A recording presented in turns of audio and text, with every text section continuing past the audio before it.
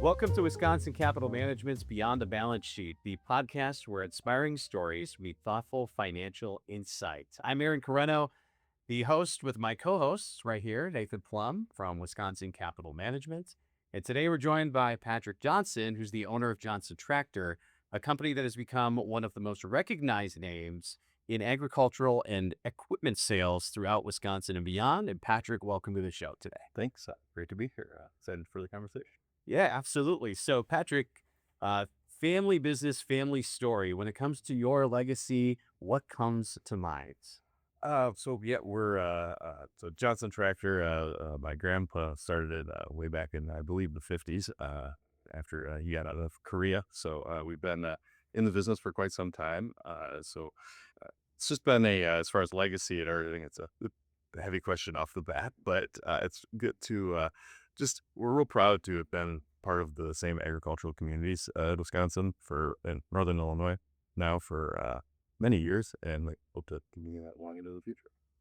Yeah, and you've got kind of a complex background yourself. I mean, you've got this family business. You lived abroad, and what did living abroad kind of teach you, or would you learn over there? What were you doing there, and how did that help with your business? Yeah. So right out of college, I got a job with a large multinational agribusiness. Buggy's the name of it, and funny enough, happened to speak Russian. That was a requirement, Russian wasn't a requirement, but a language was in college. So I picked that up out of a little history interest, and I never would have thought I would have ended up there eventually. But they had an opening over there, and I went for it. It was a great opportunity for a kid in his early 20s. So it was running a port there, buying wheat from Russian farmers and selling it mostly to millers in Egypt and Turkey were the main destinations, and organizing the freight and everything. So it was a unique job, to say the least. So coming back in Wisconsin, I don't use my Russian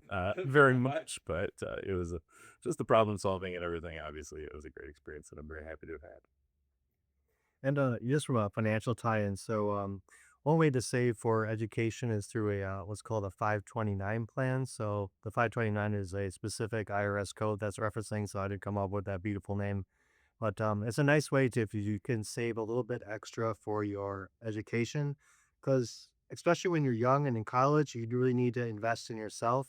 There's probably no better way to learn more than actually going abroad. Not only just teach you different cultures, but really teaches you different perspective. And I actually did something similar in China and Japan, and yeah, I think it really kind of helps you, develop your skills later in life. And yeah, I wouldn't trade that experience for the world. So I'm really glad you had that great Russia experience. It's a really good time. It's ready to come back, but shit. Very happy to not be there today. Well, we're not asking you to speak any Russian on the show today, but no, we had that heavy hitting question, Patrick, right off the bat about your family legacy. But let's strip it back a little bit. Let's talk about Johnson Tractor and how where it started and how you've evolved and where you've grown to today. Yeah, so it's a family company my grandpa started. Today we've got 13 locations throughout Illinois and Wisconsin, primarily if you draw a line from Chicago to Minneapolis, we're kind of all along that corridor there. So we sell and service machinery for agricultural use, construction use, and then sort of your homeowners, your lawnmowers, small tractors for kind of having fun around the house too. So we touch a lot of parts of the Wisconsin, Illinois economy, and so kind of tied in with a lot of that stuff these days. So, And then can you just kind of tell me how like this like implement dealer type works? Like I know that you have certain brands. Like did you choose those brands or they choose you? Like how does that process work? yeah, we're an independent business from the manufacturers we represent, but obviously we're tied in with them very closely. We sort of have the legacy ones that my grandpa signed up with back in the 50s, 60s, and we've continued with them, as they've morphed through the various transitions over the years. So we like to be deliberate when we represent the line and make sure it's a fit for our customer base and everything like that. But but also try to provide solutions for our customers. Yeah. So family businesses, Patrick, sometimes they don't survive the second generation. And talk about the values and the decisions, or even, the financial or estate planning that helped you and your company, Johnson Tractor, grow while others have struggled. Sure. I'm one of four owners today, so it's still within the family, but it's a lot of respect between the generations.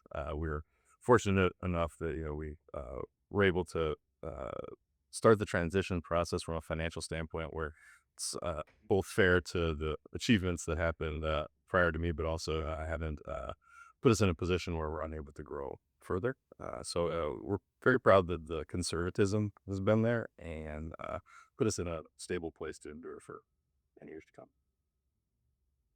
So I just have a general question. So, agriculture is actually it's really kind of a fascinating field. So, you watch a movie like Charlotte's Web, and then you actually go to actual farms right now, and you'd be amazed about the robotics and the innovation. So I was actually, I think you guys use a term called like precision farming. Could you tell us a little bit more about that? Yeah, it's kind of a catch-all term, but it's we've come a long way since Charlotte's Web has been. I'm sure everyone is a Zuckerman's, yeah, so, yeah. but it's there's a lot of facets of that with the main one being GPS on tractors, where you can push a button and the tractor just drives in exactly the path that you want it to drive in, which is a huge I don't know, a huge just convenience factor and efficiency factor for a lot of farms you drive by on the interstate. I'm sure you see the roads are just dead straight pretty much everywhere. So that's been the game changer. And every year they seem to make more and more additions on that. Of course, the full autonomy is something that every manufacturer is chasing. I don't think anyone's quite gotten there yet with the legal and everything requirements. But generally speaking, there's fewer and fewer farmers every year, and we're farming the same amount of land. So need to do it more efficiency and make life easier for our customers. What trends are you seeing, to play on that are helping farmers today? Generally speaking, it's a lot of bigger machinery and going faster is what the market is demanding. Kind of drawing into that same dynamic of you've only got one operator who maybe his neighbor retired and now he farms that farm, and so he's got to do more. So he needs machinery that does more. So we're there to provide. At the same time, you've got a little bit of the. Uh, it seems that with some of the climate change things, there's a little more variation in our weather patterns. So where you might have used to have 4 weeks to plan, if it's all wet, maybe you only have two. So gotta again just really up that time to get everything done. And then, since I've been overseas too, farms are really different overseas. So a lot of them are like smaller, like especially I think about Europe.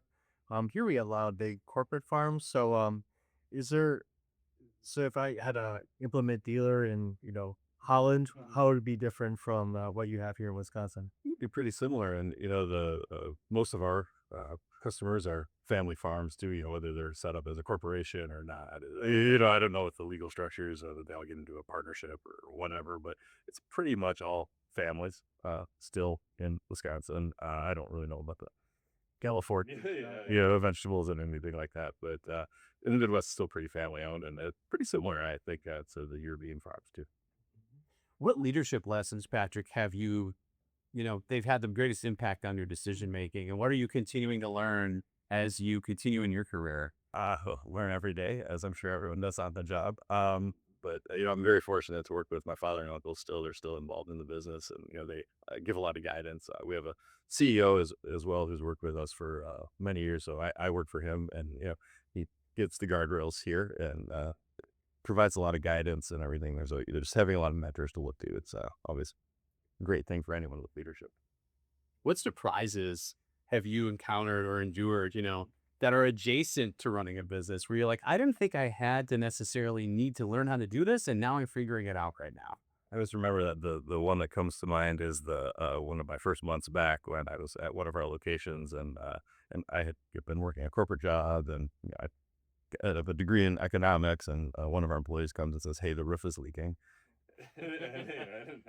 Well, I don't really know much about that, but I learned a lot. I know a lot more about roofs today than I did before. Just go up there and check it out. So. And then do you envision yourself growing more? Do you feel like your 13 locations is enough or? That's a debate in our company. I every deal is a little bit unique, and these are a lot of family businesses who are neighboring to us, and I wouldn't say we want to be at a size where um, a little bit of the theory behind the growth is as the farms have become larger, the machinery is covering so many more acres, and we need to have more specialists on staff. There's areas where we definitely still need to develop in our capabilities, and we will over the years. But sprayers and some other really high tech pieces of machinery kind of just necessitates more scale and just more machine population to draw upon. So. Uh, we don't no plans to expand further. However, within the market, the general trend seems to be towards consolidation. So I would imagine at some point we will, but no idea when.